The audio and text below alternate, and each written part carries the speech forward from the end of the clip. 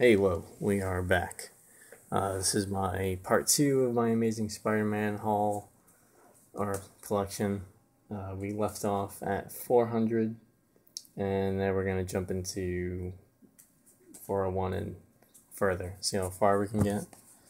We got 401, 402. We are knee-deep in the Clone Saga right now. 2 copies of 403.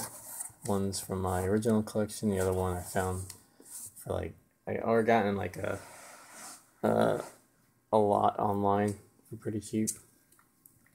404, and this one, besides being an awesome cover, signed by Bagley. Why in God's name he signed it in a spot that you can't see it still confounds me, but whatever. Amazing number 406, the new Dr. Octopus, who I thought the design was pretty awesome. Not gonna lie. I wish they would have kept her around.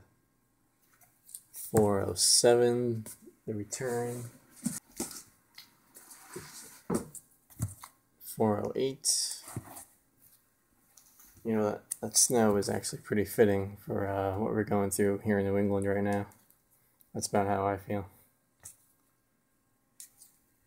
409. 2 copies of 410. Again, I had one really nice shape. Found one for $4. So that's like a $15 book. 412. This guy's getting a little brown. Pretty sad about that. 414. Delilah stealing Power Girl's boob window. 415, getting into Onslaught. 417, 418, and 419. And we are out of the Clone Saga. Ben Reilly is no longer with us.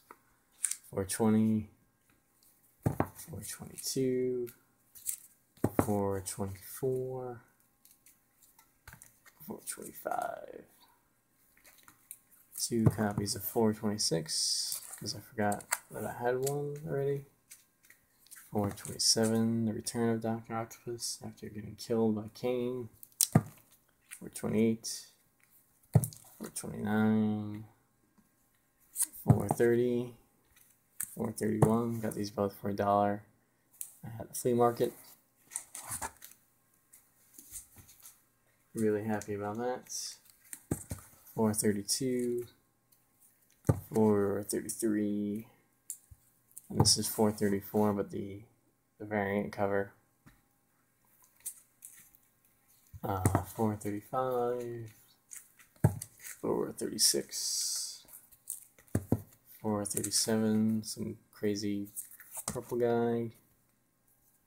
And it's weird that they put like question marks over here, like Spider-Man wouldn't save Daredevil. 439, 440, 441, and that's the final issue of the first series. Crappy storyline to go out on.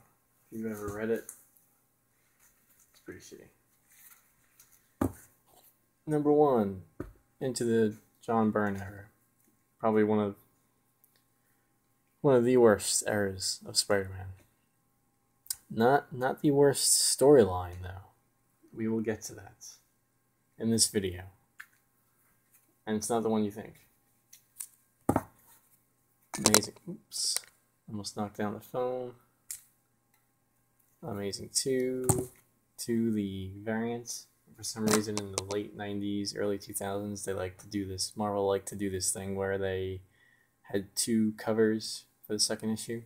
So often when you're out and about, if you're looking at a series from the early 2000s, late 90s, and you see 2 covers for number 2, that's why. I'm pretty sure they're 50-50. Not 100% on that. Usually like this one here, I think is usually goes for more on online stores. I don't know why.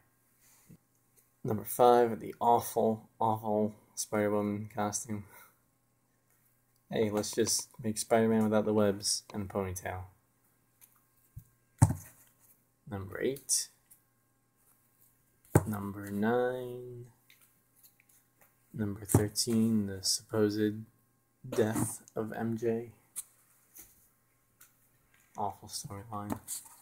17, Electro with his crappy costume. Number 18, this was a decent cover. I like that this issue was inked by Romita Sr. 2 copies of 19, had one, and then found one recently for $4. 21, 22, 23, 24, Maximum Security tie-in. This was, I guess, back when Marvel wasn't doing too many universe-wide events. And this was, I think this is probably the first one since Heroes Reborn, which might not have been that long before this, but it felt like forever. And then the enhanced version of number 25. I'd like to get the non-enhanced one eventually. 26, the Squid, because Spider-Man has a lot of animal-themed villains that have been popular throughout the ages, so let's make another one. Let's pick out a random animal. 27, you would think this is a Black Cat crossover or appearance, but it is not. Spider-Man actually fights against a mysterious cat that smells, and they never did anything with. One of the problems with this run of books, a lot of things they just dropped and didn't do anything about, or were forced to clear up and ended up having a shitty storyline or story ending. Number 29, and then we get into 30, Straczynski's run. 31, 32, awesome J. Scott Campbell covers. 34, even though this one he's kind of got a little bit of a big head there. Let me jump all the way to 42. Number 50, 51, 52. This one's unfortunately got some water damage on it. Not feeling up Mary Jane. I guess it kind of looks like that. But there's actually water damage over here, and I didn't realize that when I bought it. 54. This was the era of Spider-Man where every cover had to look like a magazine cover that had no bearing to the story at all. And I remember Quesada talking about this and saying it was just, I'm paraphrasing, but he said it was popular and it was just the thing now. I thought it was absolute crap, and it makes every issue of Spider-Man look exactly the same and doesn't really tell you what's going on inside. You're not seeing a lot of it here because I don't have a ton from this era. I collected during this era, but I got rid of a lot of them for my trades in hardcover switch over, but I ended up switching back over. 55, 500. Awesome cover. 501, 503, 504 with Loki. And this is one of the first ones in a while since they started doing that whole generic cover that they finally had a cover that had something to do with the inside. I remember this was pretty shocking back then. And then 528, I think it finally converted back over to actually telling you what's inside the book during the other here and then into Civil War. Civil War, that leg is killing me. That is not, his leg is broken. Brian Hitch did this cover. Love Brian Hitch, but Jesus Lord. He clearly miscalculated when he was designing this cover, and if he made it straight, his leg was going to go off the edge. And then he just, it's like, well, we'll break his ankle. That cover's a lot better. 530, 531, 532, and now we're in the thick of the Civil War. Alright, 532, the second print, 533, 534, 537. These later ones in the Civil War storyline, I'm surprised that I find for a book. 538, 539, black costume, love it. Second prints for 539, homage to the Amazing Spider-Man number 100. Very cool. 540, 541, love that cover. 542, 543, don't worry, no one dies. They're just trying to sucker you in. 544, One More Day. I don't really care about One More Day as much as most people do. You know, I see what they were trying to do, and it's, you know, it's comic books. Things, you know, eventually, these characters are going to live forever. Oh, excuse me. These characters are going to live forever. And things always change. So even though this happened, some writer who was born during the time this came out, or was collecting at a young age and was pissed off about it, is going to grow up, be a writer, maybe be the editor, and be like, you know what? We can make that marriage work. It doesn't have to end. And then a storyline will come out where Peter Parker beats the crap out of Mephisto with the help of Doctor Strange and gets his marriage back. I can see it happening. But we will see. Amazing 544, the alternate edition. 546, Brand New Day. 553, and I used to have all these consecutively, but again, I traded them all in for the trades and the hardcovers, and now I'm trying to get them all back in single issues. Phil Jimenez did this. He's an okay artist. Don't like the egg head Spider-Man that's going on there. Not a fan. 554, Awful Villain Freak. 555, this one was a really fun one. Wolverine Spider-Man. 557, 568, first part of New Ways to Die, which is pretty popular. It's a cool storyline, so I agree. 568, the Alex Ross variant. 568, the Romita variant. 569, the Venom variant. 570, 571. Always cool to see Romita do the Goblin. I think he does a really awesome rendition of the Goblin, so it's always fun to see. 571, second print.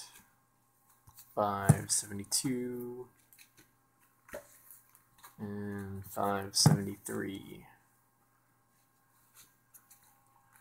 And then we get into 577, signed by, I'm not sure who the artist is, but this is has a certificate, Dynamic Forces. This was, I don't remember, you know, I think this was, I had a really awesome comic shop in California, in the Valley, Van Nuys, Sherman Oaks. If any of you live out there, Earth 2 on Ventura Boulevard is really awesome. Those guys are awesome. They don't have back issues really. Sometimes they do like an outdoor summer sale with back issues in their parking lot. But they don't. I don't think they have like a space in that store on Ventura for back issues in the store. But anyway, the first place I ever had like a pull list, and they were always throwing in goodies in there. And I had Amazing Spider-Man on my pull list, but instead of throwing in the normal issue, they threw in this signed Dynamic Forces version. So that was very, very cool of them. Really miss those guys. Don't have a comic shop out here that's comparable. $5.79. Awesome Marcos Martin cover. Probably one of the best Spider-Man artists of all time. Yeah, I went there. $5.83. And now we're getting into box numero dos. Took me that long to go through one box. That was a while. $5.83, the Inauguration Day edition. This was also, I had Amazing Spider-Man in my pull list still. Same guys, Earth 2. And they put this one in there instead of, actually they put both of those in there. And they threw this one in there for cover price, whereas the day of most places, including them, were selling it for like $20. $5.83 second print. $5.83 third print. $5.90. $5.91. I've mentioned it before in the video where I picked this up. First of all, the costume is god awful. When did they wear that costume? Purple and blue. But anyway, this particular issue on my comic shop is like $13, $14. Don't know why. Is it rare? I don't know. I found it a couple of places, but yeah, if you see it for a good price and you like Spider-Man, I would pick it up. $5.95, $5.96. Awesome Doc Range stuff. $5.96 variant or second print variant. $5.97. $5.97 second print. $5.98 with that creepy ass cover. $5.98 with a slightly better cover, second print. $5.99, $600, $601, the 70 years variant, $602, 70 years variant, and $603, 70 years variant.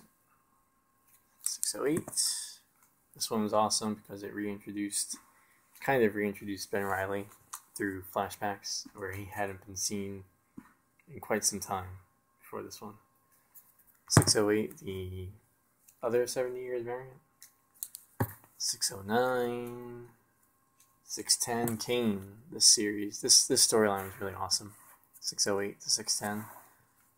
It touched on a lot of Clone Saga stuff when most people were not touching that with a 10-foot pole.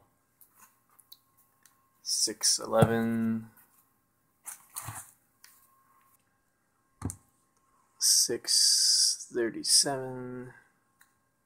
$637 second print. Black costume. Hell yes. $638. $639.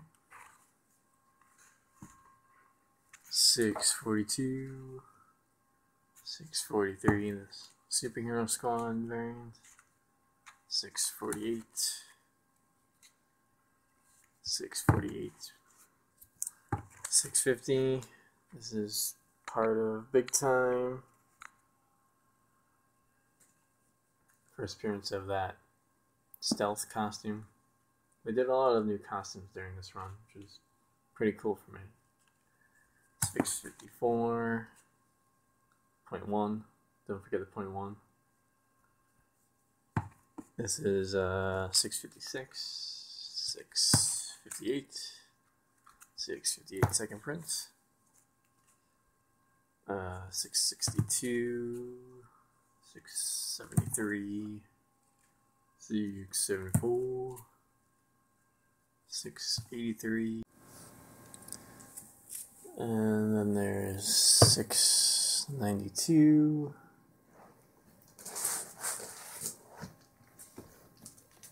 $692 black costume variant. Really happy to have that. Not easy to find. $700. This one I picked up a few days after it came out on Amazon for like $20 because I couldn't find it anywhere. And I think it snowed the day it came out, so I didn't go to the comic shop, and I just totally missed out on it. But glad to have it now.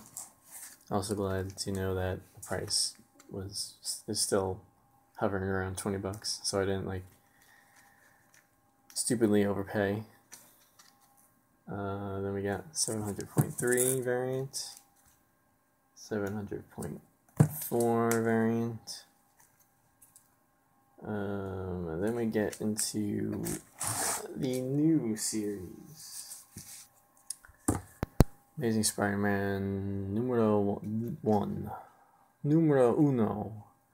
I hate this cover. Absolutely hate this cover. This is probably one of my least favorite Spider-Man covers. I don't mind Ramos, but that goofy face he's got on drives me nuts.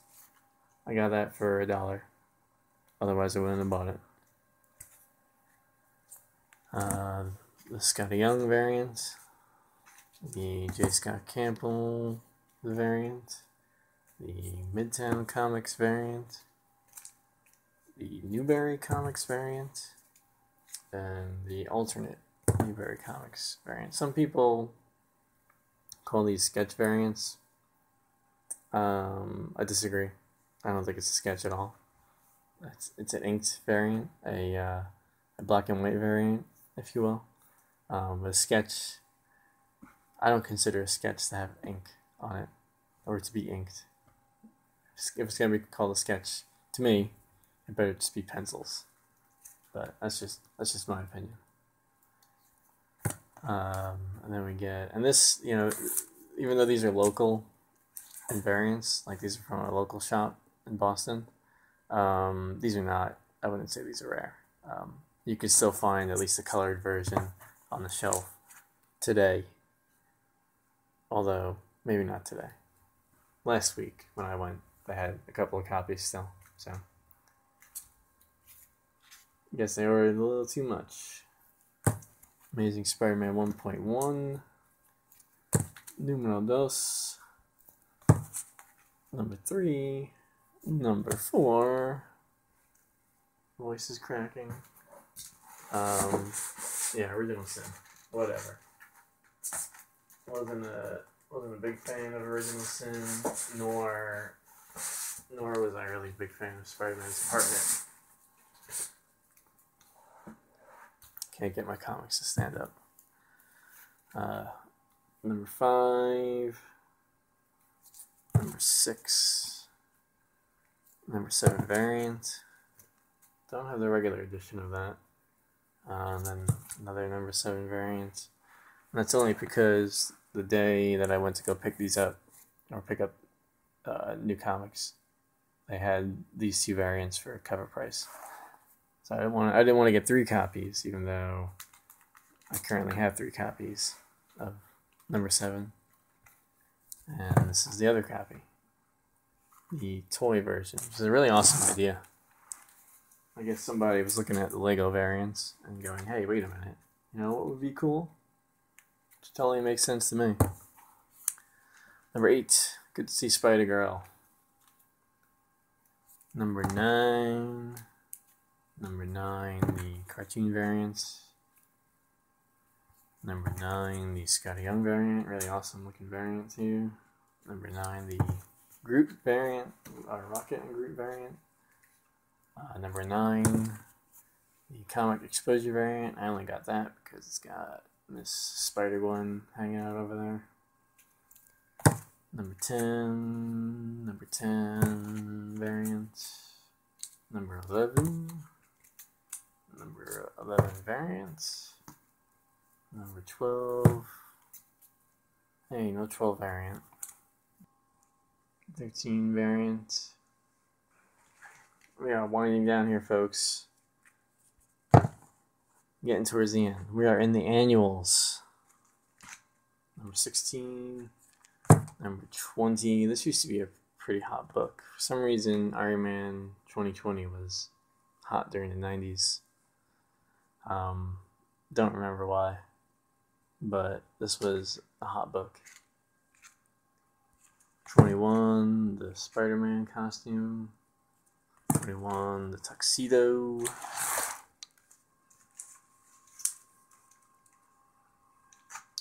22, first appearance of Speedball, who was co-created by Tom DeFalco and Steve Ditko. Steve Ditko co-created Speedball. He didn't draw this issue, probably because he didn't want to touch Spider-Man.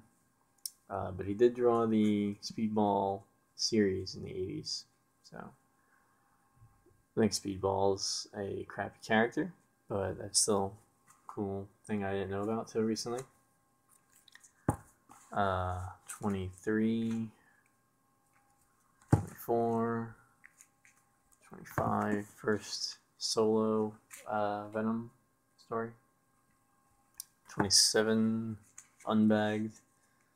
I did have it bagged, but my wife opened it up without realizing that it should have stayed bagged. Luckily, it's not. It's an X. Who the hell cares about an X? 28,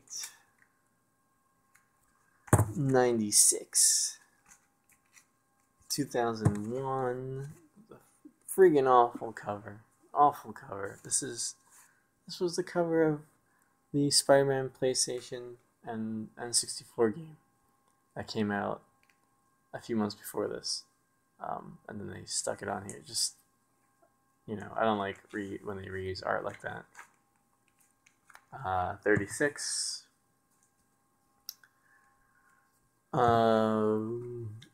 Swing Shift Director's Cut. Swing Shift, the free comic book day edition.